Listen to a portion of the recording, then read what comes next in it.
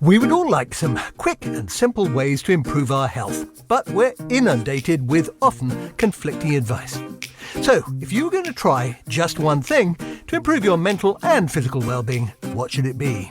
Maybe a cup of tea to help your heart health, or listening to music to open up your blood vessels. How about a walk on a rainy day to improve your immune system?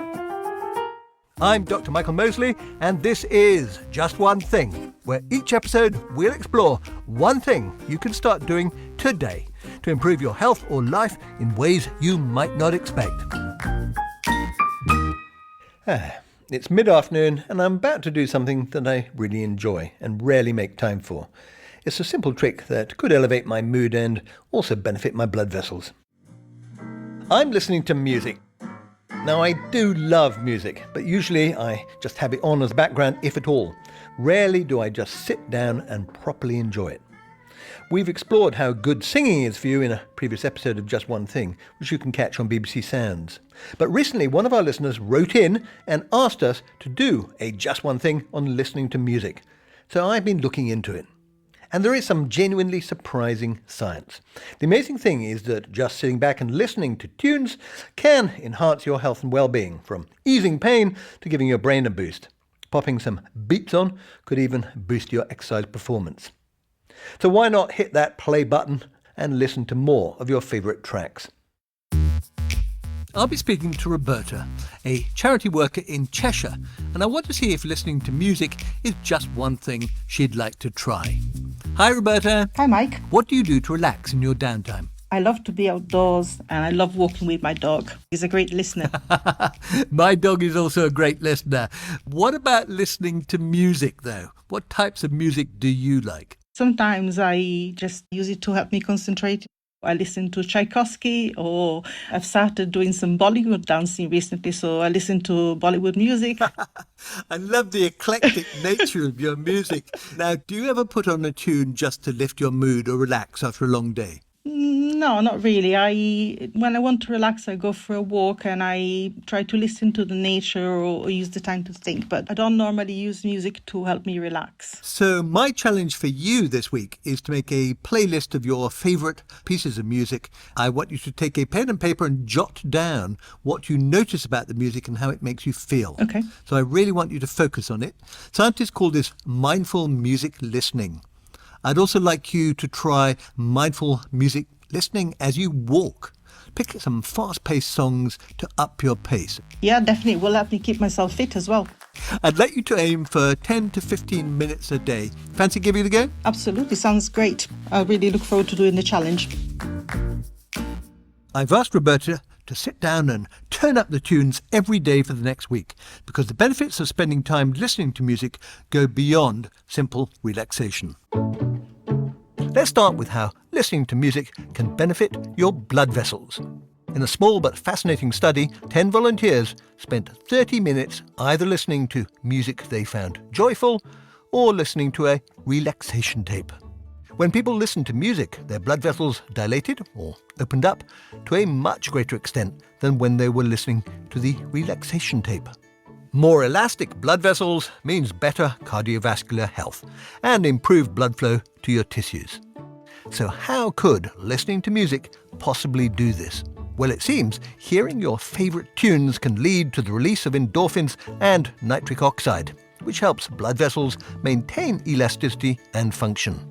For more on the benefits of nitric oxide, check out our episode Eat Beetroot over at BBC Sounds. Those feel-good endorphins could also help explain why listening to music can ease pain. In a study where patients were randomly allocated to either listening to music or not after having had surgery, the researchers found that those who got the music needed, on average, 18% less morphine than the music-free control group. I regularly shared my taste in music with my kids when they were growing up, so I was particularly pleased to come across a recent study from the University of Arizona where they showed that children, and especially adolescents, who listen to music with their parents report better relationships with them when they become adults.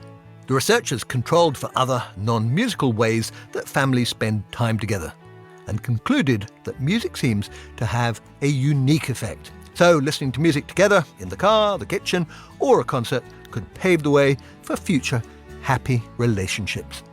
I was also pleased, but less surprised, to discover that music can improve your workout endurance, as I almost always listen to music when I'm going for a run or a brisk walk. In one study where 30 volunteers were asked to exercise on a treadmill, they found that listening to music enhanced endurance by 15%. And studies have shown that picking a slightly faster song could help you cycle faster as well. So what's going on? How can music have all these effects? I'll be talking to an expert about the latest research, including the impact of music on patients with dementia, in a moment. First, though, let's check in with Roberta to see how that playlist is coming along. It's day 3 of my challenge. The music I listened to this week was mostly classical music and opera. I just don't normally listen to music whilst I just sit down. I had to make a real conscious effort to do so. So I sat down, listened, reflected on it, and it made me feel somewhat relaxed. It was also quite evocative of the feelings that connected me with my childhood. It made me reflect even after I'd heard it. So really a new experience for me. I really look forward to the rest of the week. We'll catch up with Roberta again at the end of the week and see if enjoying more music will become a regular routine. Now let's speak to Psyche Loui, a neuroscientist and associate professor of music at Northeastern University in Boston. Hello there. Hello. Thank you for having me. Absolute pleasure. I'd love to hear about your latest study into music and the brain. So my lab generally studies the cognitive neuroscience of music. We've been looking at how receptively listening to music might change brain activity. So this is a longitudinal study, and we were interested in healthy aging older adults. Music therapists worked with them to curate pieces of music and playlists that were both energizing and relaxing that they then listened to for an hour a day, every day for 8 weeks while journaling this whole experience. And before and after this intervention, we ran neuropsychological tests, we ran electroencephalography, and we also collected functional MRI data. And what we saw was that there was an increase in functional connectivity, specifically between the auditory areas of the brain and the centers of the brain that are important for emotion and reward. They became more functionally connected after this intervention. So what you demonstrated in your study is that you've got this increased link between the auditory and the reward centre. What do you read into that beyond the fact that they obviously enjoyed the experience? The reward system, it's important for a variety of functions such as learning and motivation. So I think what music is really about an auditory channel towards these centers that are important for learning and also for social functions as well. This reward system decreases in its activity and functional connectivity in aging. And so what we're seeing is that music kind of rescues that connectivity. And so hopefully this could be useful for targeting folks with dementia and Alzheimer's disease. Fascinating, very encouraging, because there are so few interventions that really seem to make a difference. And were you looking at things like memory ability or other cognitive skills? Yeah, we did also look at memory and cognitive skills. We also looked at loneliness, and we do see improvements in these areas. One of the bits of research which I believe you've been involved in is also looking at the way that our brains seem to naturally sync up with music. Can you tell me a little bit about that? Yeah, so one of the best tools of cognitive neuroscience is electroencephalography and magnetoencephalography. Those are more time-sensitive ways to pick up brain activity. And what we're seeing is that the brain is very consistent in phase locking to the rhythm of the music, but also younger and older adults have similar levels of phase locking. Right. So when you're playing the music, you can actually almost see the neurons coming alive and dancing along with the music. Is that right? Yeah, certainly groups of neurons are showing the same kind of movement or change over time as the music is. So yeah, I think dancing along is a good analogy for that. So you're listening to music, you're tapping your feet, your brain is in sync, your brain is anticipating the beat, if you like, and your brain finds that rewarding and satisfying because it's kind of guessed right. Is there any evidence that all these processes actually enrich your brain in some way? When you look at younger children, right, children with more intense musical training tend to do better in a variety of cognitive tests and academic tests. And then in older adulthood, older adults who have had more musical experience tend to have better cognitive functions and also better able to hear speech in a noisy environment. And recently, we're also seeing that the insular cortex, which is an older area of the brain, that tends to be better connected towards a few other systems in the brain in people who have more musical experience. So if you were specifically wanting to improve your functional connectivity in your brain, how would you go about it? You would go about it by specifically and mindfully engaging with music over time, right? Given that music is such a powerful way to engage your auditory system, and then the auditory system is functionally connected to so many other areas of the brain. So I think mindful music listening is a part of it. Listening to music as a background for helping you focus is another part. And then using music to help you move, right? Some dancing to music, grooving to music. Those are all ways in which you can reap the benefits of music and its functional connectivity in other parts of the brain. So, listening to music really seems to connect to many areas of the brain, which explains why it can benefit your memory and your brain power.